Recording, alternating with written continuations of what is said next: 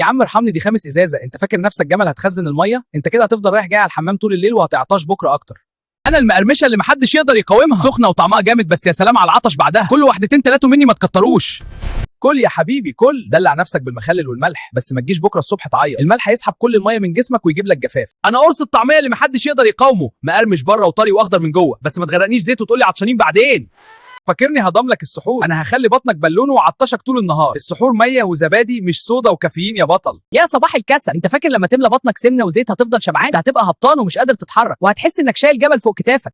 انت فاكر عشان بتحبني مش هتعبك؟ انا جوايا ملح اكتر من ميه البحر، انا دوري اسحب الميه من جسمك واخليك دايخ وعطشان. انت فاكرنا هنفوقك؟ احنا هنسهرك ونخليك الصبح عطشان وجسمك خشب. السحور مش كافيين يا بطل، شويه نيكوتين يظبطوا دماغك، بس انا هنشف ريقك وهخلي قلبك يدق زي الطبله من اقل مجهود. انا حموضه في شكل دخان، صباحك جفاف وحرقان. يا ست البنات بلاش يغرك شكلي، انا هديكي طاطه ربع ساعه وهسيبك الصبح مهبطه وجعانه. السحور زبادي وفول مش حلويات.